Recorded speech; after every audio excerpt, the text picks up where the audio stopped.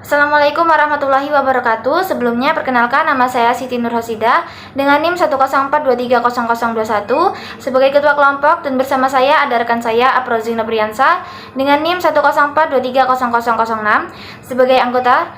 Kami dari kelompok 2 program studi ilmu komputer kelas 3A Fakultas Sains dan Teknologi Universitas PGRI Silampari.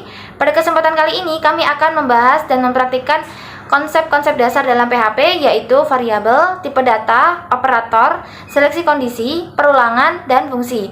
Video ini kami buat sebagai tugas mata kuliah pemrograman web, dengan harapan dapat memberikan pemahaman yang lebih mendalam tentang penggunaan elemen-elemen dasar dalam pemrograman PHP. Semoga penjelasan kami bermanfaat dan mudah dipahami. Baiklah, di sini saya akan menjelaskan tentang variabel.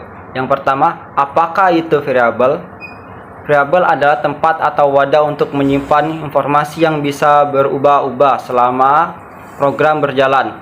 Kita bisa membayangkan variabel seperti sebuah kotak, di mana kita bisa menyimpan berbagai macam benda atau data. Benda-benda itu atau data-data itu bisa berubah angka, teks, atau data lain yang akan diproses dalam program. Untuk contohnya, pertama di sini saya akan membuat folder baru yang dalam folder htdocs di exam file. Di sini saya akan namakan foldernya contoh. Jika sudah di sini, saya buka text editor untuk menulis contoh string atau kode programnya. Di sini saya akan buka Visual Studio Code. Lalu di sini saya klik file.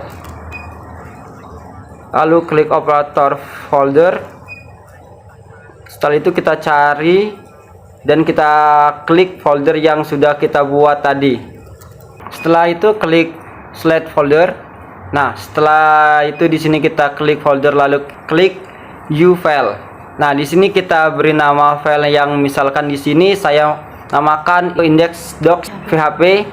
Lalu klik enter. Di sini kita namai juga index.php. Setelah itu klik create file. Nah, jika sudah di sini kita bisa mulai membuat folder program untuk PHP.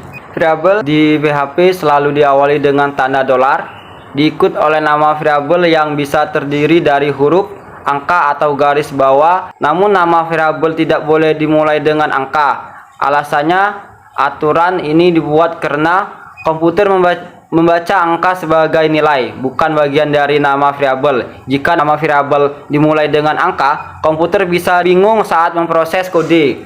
Oleh karena itu, nama variabel harus dimulai dengan huruf kecil A atau Z, atau huruf kapital A sampai Z, atau underscore garis bawah. Baru boleh diikuti oleh angka atau karakter lainnya. Nah, di sini saya akan membuat contoh variabel yang benar dan salah. Yang pertama, contoh variabel yang benar itu seperti ini. Nah, ini benar karena diawali dengan huruf. Lalu ini juga benar karena dimulai dengan garis bawah atau underscore. Nah, untuk contoh variabel yang salah itu seperti ini.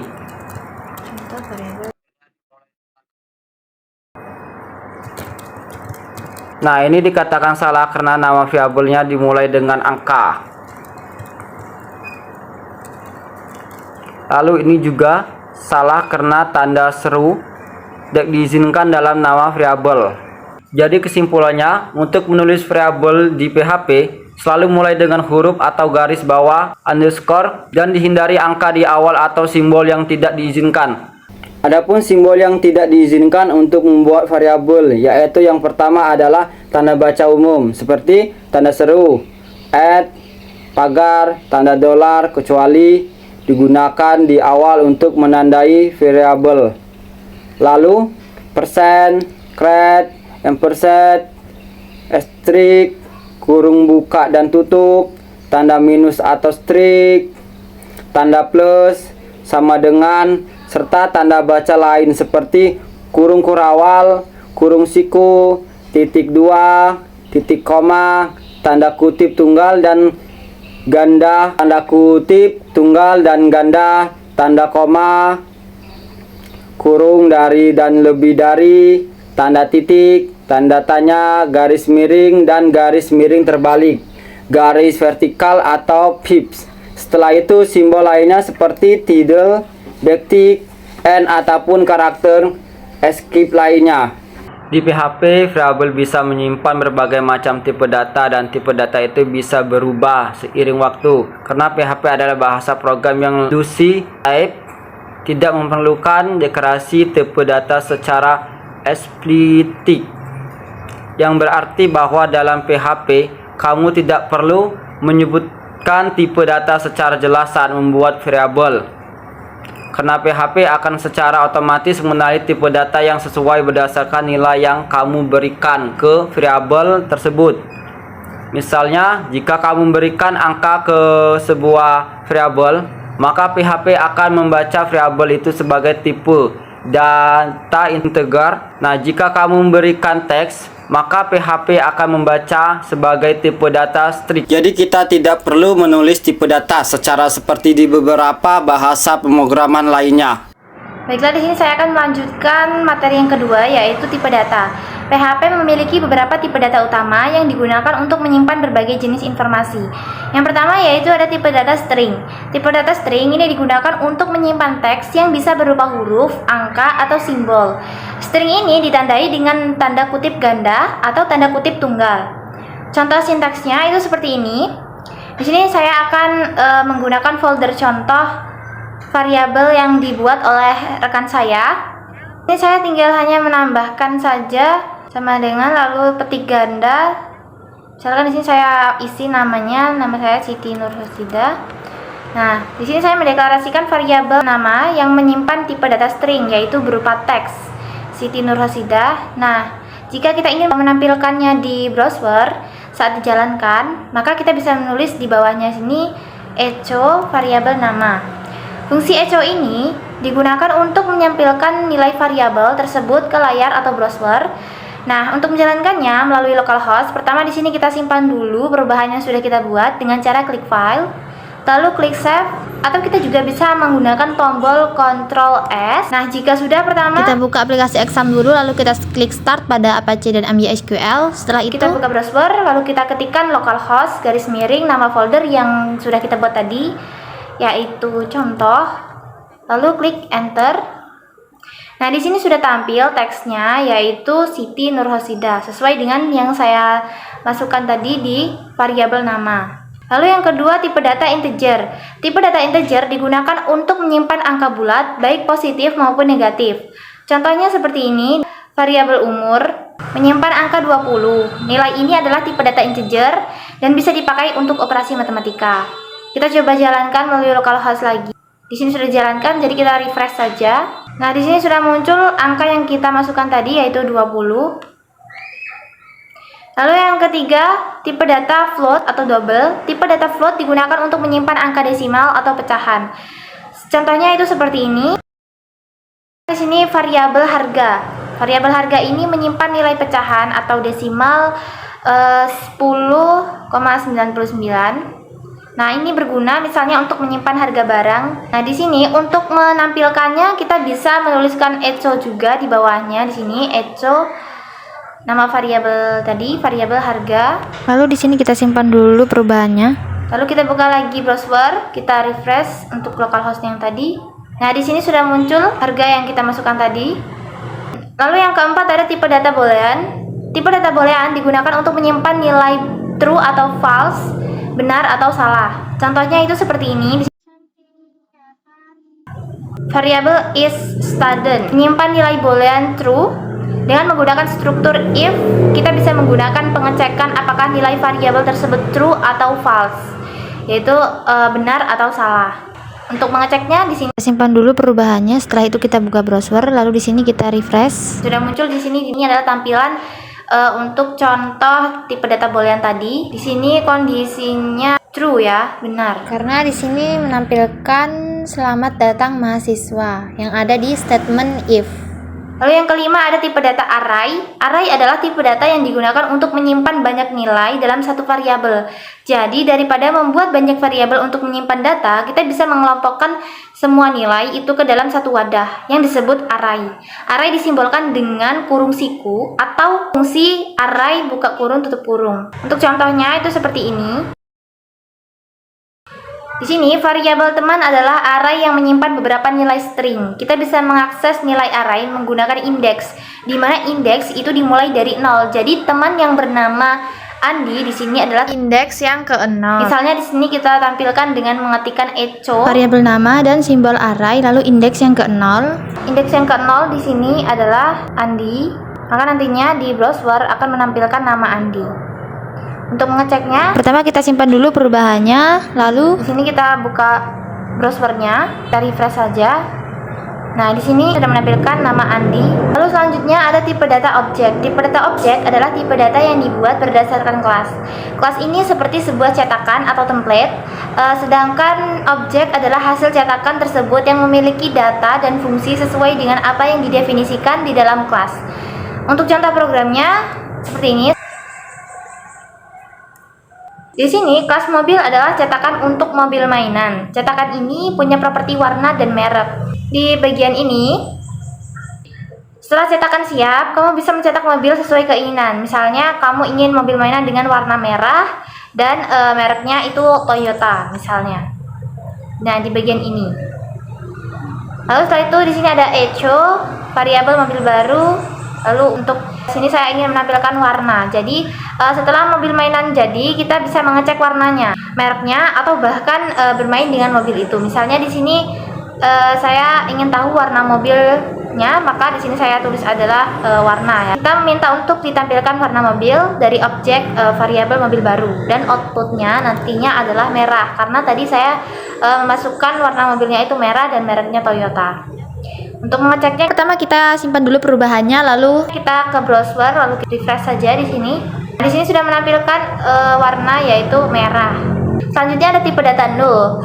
Null adalah tipe data yang digunakan untuk menyatakan bahwa variabel tidak memiliki nilai. Contohnya itu seperti ini. Misalkan variabel alamat. Nah, variabel alamat sama dengan null. Ini artinya variabel alamat diset ke null, yang berarti tidak ada nilai yang tersimpan di dalamnya. Ketika kita mencoba menampilkan variabel ini, maka tidak akan ada output yang muncul di browsernya. Bisa kita cek di sini, kita buka browser lalu kita refresh.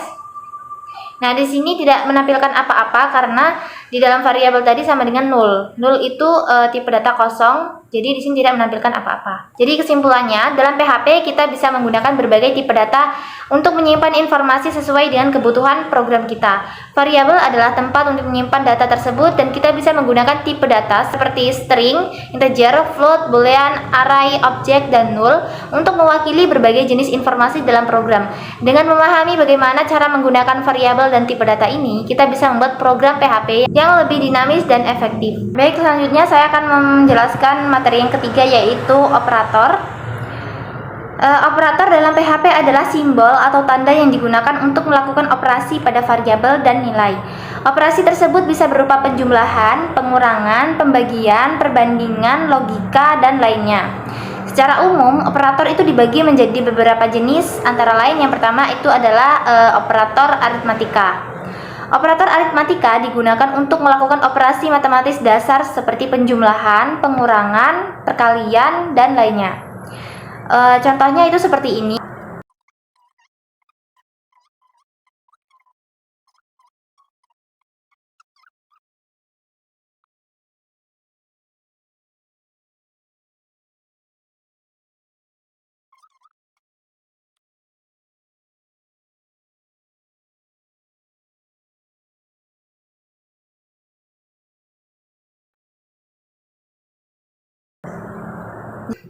Di sini kita mendeklarasikan dua variabel yaitu angka 1 dan angka 2. Variabel pertama di sini saya memberikan nilai 10 dan untuk yang kedua di sini saya memberikan nilai 5. Nah, kedua variabel ini akan digunakan dalam operasi aritmatika. Di sini kita akan mengecek tampilannya di browser. Pertama kita simpan dulu perubahannya lalu kita refresh saja. Nah, di sini sudah muncul hasil penjumlahan itu adalah 15 dan hasil pengurangannya itu 5. Yang kedua di sini ada operator penugasan. Operator penugasan digunakan untuk memberikan nilai pada variabel. Operator ini sering dipakai dalam pemrograman untuk menyimpan hasil perhitungan ke dalam variabel. Untuk contohnya itu seperti ini. Di sini kita akan membuat variabel bernama nilai dan memberikan nilai awalnya itu 10. Variabel nilai sekarang menyimpan nilai 10. Penugasan ini menggunakan operator penugasan sama dengan, yang artinya memberikan nilai 10 kepada variabel nilai. Variabel ini akan digunakan untuk menyimpan nilai yang akan dimodifikasi dengan operasi selanjutnya. Operasi selanjutnya di sini saya buat lagi variabel nilai plus sama dengan ini, artinya menambahkan 5 ke nilai variabel nilai yang tadi. Jadi variabel nilai ini menjadi 15 karena yang tadi sudah diberi nilai 10 dan ini diberi lagi nilai 5 dengan tanda plus, artinya ditambah. Jadi 10 ditambah 5 itu adalah 15. Setelah itu di sini saya menambahkan lagi variabel nilai min sama dengan 3. Artinya di sini saya mengurangi 3 dari variabel nilai tadi. Variabel nilai tadi yang terakhir itu berjumlah 15. Di sini saya kurangi 3, jadi variabel nilai menjadi 12. Nah, untuk menampilkannya di browser, di sini kita bisa mengetikkan echo ketik ganda nilai akhir. Di sini untuk memperjelasnya saja. Lalu enter lagi echo variabel nilai. Nah, setelah itu di sini kita simpan dulu perubahannya. Lalu kita cek di browsernya. Di browser sini kita refresh. Nah, di sini sudah menampilkan nilai akhir itu adalah 12. Selanjutnya yang ketiga ada operator perbandingan. Operator perbandingan digunakan untuk membandingkan dua nilai atau variabel. Operator ini akan menghasilkan nilai true atau false, benar atau salah. Contohnya itu seperti ini. Operator sama dengan di sini digunakan untuk membandingkan apakah dua nilai sama. Nah, dalam hal ini script memeriksa apakah nilai variabel nilai 1 ini dengan variabel nilai 2 ini memiliki nilai yang sama. Karena 10 tidak sama dengan 20, hasil dari perbandingan ini maka adalah false atau salah ya. Nah, pada kondisi ini, yang tanda tanya ini artinya itu jika benar dan jika salah. Jika kondisi benar atau true, maka nilai sebelum yaitu sama akan ditampilkan. Jika kondisi salah atau false, maka nilai setelah yaitu berbeda akan ditampilkan. Yang keempat ada operator logika. Operator logika digunakan untuk menghubungkan dua atau lebih ekspresi. Biasanya digunakan dalam percabangan if-else atau perulangan loop. Contohnya itu seperti ini. Nah, di sini if statement digunakan untuk memeriksa kondisi tertentu. Dalam hal ini ada dua kondisi yang diperiksa, yaitu yang pertama adalah variabel nilai 1. Ini artinya apakah variabel nilai 1 ini kurang dari 15. Jika kedua kondisi ini benar, maka outputnya adalah kedua kondisi benar. Lalu yang kedua ada variabel nilai 2. Di sini apakah nilai variabel 2 ini lebih besar dari 10? Jika kedua kondisi benar, maka outputnya adalah kedua kondisi benar. Nah, di sini ada operator logika AND yang ini digunakan untuk memastikan bahwa kedua kondisi harus benar agar bagian if dijalankan. Logika programnya itu jika kedua kondisi terpenuhi, maka program akan menjalankan kode di dalam if dan menampilkan kedua kondisi benar. Nah, jika salah satu atau kedua kondisi tidak terpenuhi, maka program akan menjalankan kode di dalam else yang menampilkan salah satu atau kedua kondisi salah. Nah, di sini kondisinya benar, yaitu nilai yang pertama itu kan 10. Apakah 10 itu lebih kecil dari 15? Kondisinya itu tentu saja benar. Lalu nilai yang kedua itu apakah nilai variabel 2 ini lebih besar dari 10? Nilai variabel 2 itu adalah 20, maka jawabannya juga benar. Jadi di sini akan menampilkan kedua kondisi benar. Untuk mengeceknya, langsung saja di sini kita simpan dulu, lalu kita buka browser. Di dalam browser sini kita refresh. Nah, di sini sudah menampilkan bahwa kedua kondisi benar. Jika salah satunya saja saya ubah, misalkan di sini saya ubah yang di if-nya, if nilai 1 lebih kecil dari 5. Nah, Apakah nilai di variabel 1 itu lebih kecil dari 5, yaitu 10? Apakah 10 itu lebih kecil dari 5? Maka jawabannya tidak. Jadi nanti tampilannya adalah ini, echo yang ada di else ini, yaitu salah satu atau kedua kondisi salah. Di sini kita simpan terlebih dahulu perubahannya. Lalu kita buka lagi browser. Di sini kita refresh. Nah, di sini tulisannya sudah berubah bahwa salah satu atau kedua kondisi salah.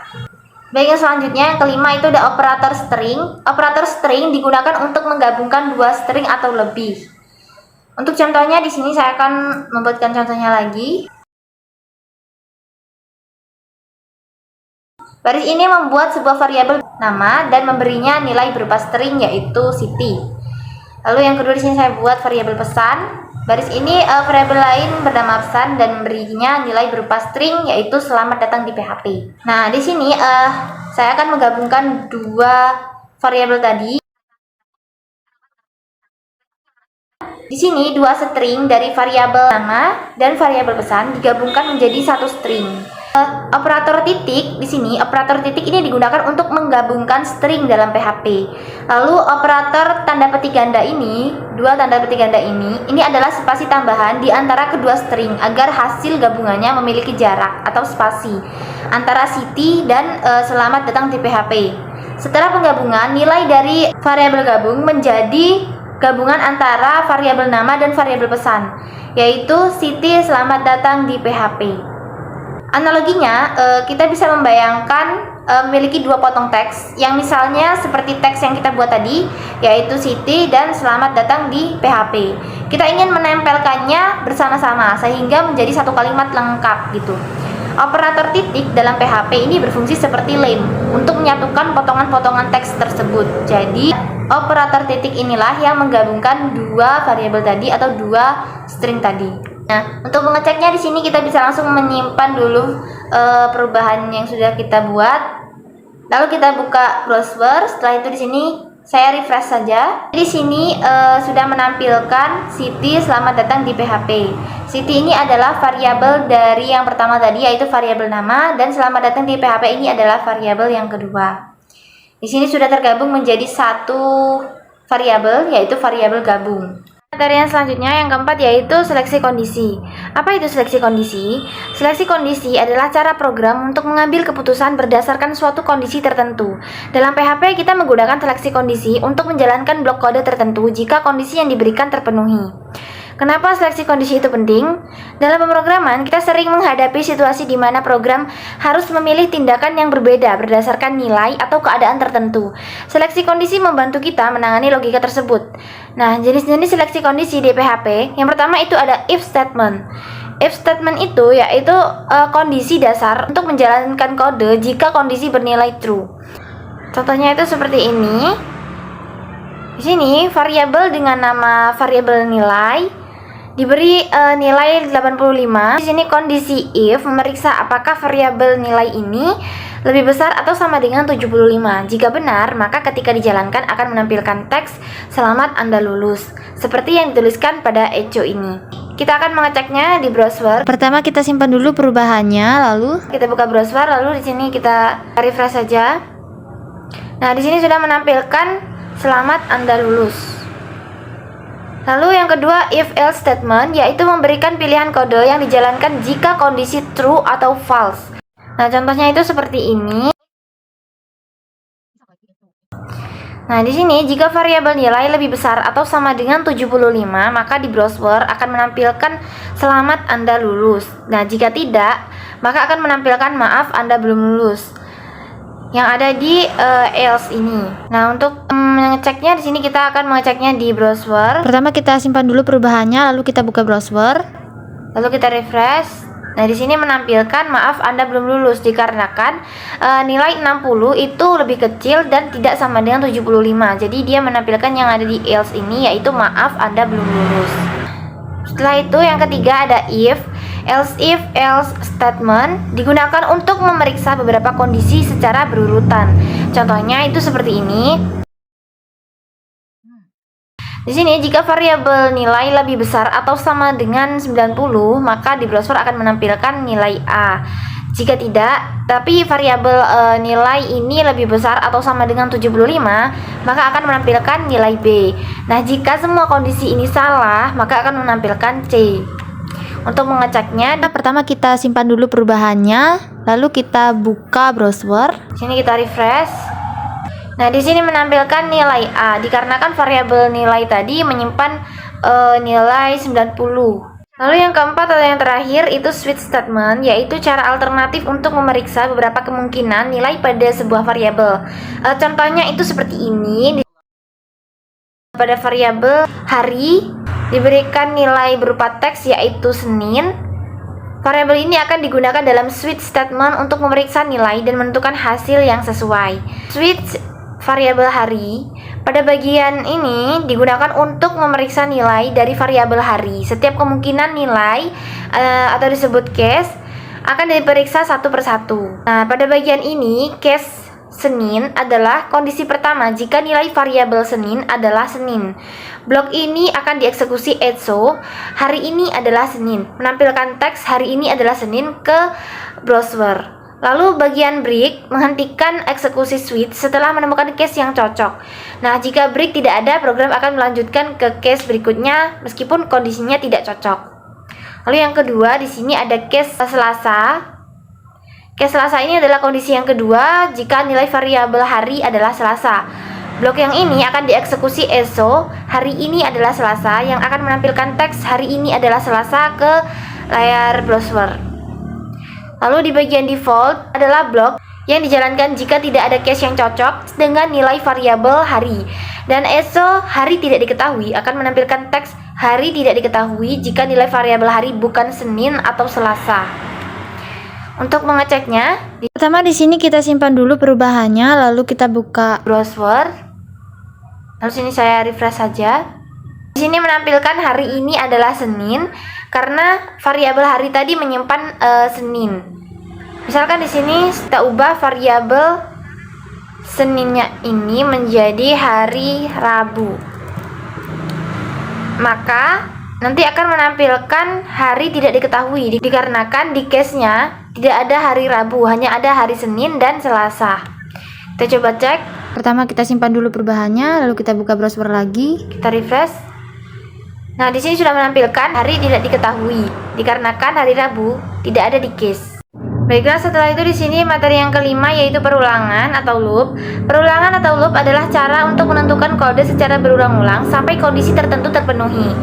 Nah, di PHP kita punya beberapa jenis perulangan yang bisa dipakai. Yang pertama yaitu ada for, while, do while, dan for each. Yang pertama perulangan for. Perulangan for ini digunakan kalau kita sudah tahu jumlah perulangan yang pasti. Formatnya itu seperti ini.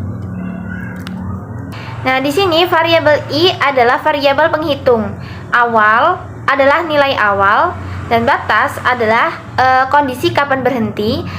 Setelah itu di sini ada variabel i++, artinya menambah nilai variabel i setiap kali perulangan. Lalu yang kedua perulangan while. Perulangan while digunakan kalau kita belum tahu pasti jumlah perulangannya, tapi tahu kondisinya. Nah, formatnya itu seperti ini. Lalu yang ketiga ada perulangan do while. Perulangan do while ini mirip seperti while, tapi berbedanya kode ini akan dijalankan setidaknya satu kali meskipun kondisi tidak terpenuhi. Formatnya itu seperti ini. Lalu yang keempat adalah perulangan for each. For each digunakan untuk perulangan yang bekerja dengan array. Formatnya itu seperti ini. Jadi kesimpulannya itu gunakan for kalau sudah tahu jumlah perulangan, dan pakai while kalau jumlah perulangan tidak pasti, dan gunakan do while kalau ingin menjalankan kode setidaknya satu kali, dan pakailah for each kalau bekerja dengan array. Baik, materi yang keenam yaitu fungsi. Fungsi adalah blok kode yang dirancang untuk melakukan tugas tertentu. Dengan fungsi kita bisa menulis kode sekali lalu memanggilnya kapan saja dan di mana saja pada program. Ini membantu kita menghemat waktu, membuat kode lebih rapi dan lebih mudah dikelola. Adapun jenis fungsi dalam PHP, yang pertama itu ada fungsi bawaan atau built-in function. Fungsi yang sudah tersedia di PHP seperti ini. Nah, ini untuk menghitung panjang string atau untuk menampilkan tanggal. Lalu yang kedua ada fungsi buatan sendiri atau user defined function. Fungsi ini bisa kita buat sendiri untuk kebutuhan spesifik. Lalu ada juga cara membuat fungsi dalam PHP. Untuk membuat fungsi sendiri, kita menggunakan kata kunci function seperti ini. Diikuti dengan nama fungsi, tanda kurung, dan blok kode kurung perawal. Untuk contohnya itu seperti ini, fungsi sederhana tanpa parameter. Nah, di sini function sapa pengguna buka kurung tutup kurung ini membuat fungsi dengan nama sapa pengguna. Lalu echo menampilkan teks ketika fungsi dipanggil. Ketika fungsi dipanggil dengan sapaan pengguna buka kurung tutup kurung, maka mencetak halo selamat datang di tutorial PHP. Lalu ada contoh yang kedua, fungsi dengan parameter. Fungsi dengan parameter memungkinkan kita mengirimkan data ke dalam fungsi untuk diproses. Contohnya kodenya itu seperti ini. Nah, di sini function sapa pengguna dalam kurung variabel nama, fungsi ini menerima satu parameter yaitu variabel nama. Ketika dipanggil dengan sapa pengguna, teks Siti, ini fungsi mencetak halo Siti, selamat datang di tutorial PHP. Lalu contoh yang ketiga, fungsi dengan return value. Fungsi ini mengembalikan nilai yang bisa digunakan lebih lanjut. Contohnya itu seperti ini. Nah, di sini return variabel sisi bintang variabel sisi ini mengembalikan hasil perhitungan ke pemanggil. Nilai yang dikembalikan disimpan dalam variabel luas. Contoh yang keempat ada fungsi dengan lebih dari satu parameter. Fungsi ini menerima dua parameter untuk menghitung luas persegi panjang. Contohnya itu seperti ini.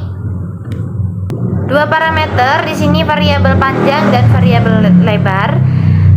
Ketika dipanggil dengan hitung luas persegi panjang dalam kurung 5,10, fungsi menghitung hasilnya dan mencetak luas persegi panjang 50. Untuk manfaat dari fungsi, yang pertama ada mengurangi pengulangan kode. Jadi kita cukup menulis fungsi sekali dan memanggilnya kapan saja. Yang kedua, meningkatkan kerapian kode. Ini membagi program ke dalam fungsi, membuat kode yang lebih mudah dibaca dan dipahami. Yang ketiga itu fleksibel. Fungsi dapat menerima parameter untuk memproses data berbeda. Jadi kesimpulannya, fungsi adalah alat yang sangat penting di dalam PHP karena membantu membuat kode lebih terorganisir dan efisien. Anda bisa menggunakan fungsi bawaan untuk tugas-tugas sederhana atau membuat fungsi sendiri sesuai kebutuhan. Pastikan untuk memahami cara kerja fungsi agar program Anda ini menjadi lebih profesional. Baik, demikian penjelasan dari kami mengenai konsep dasar PHP. Semoga video ini dapat memberikan manfaat dan pemahaman yang lebih baik bagi kita semua. Apabila terdapat kekurangan, kami mohon maaf. Terima kasih atas perhatiannya. Wassalamualaikum warahmatullahi wabarakatuh.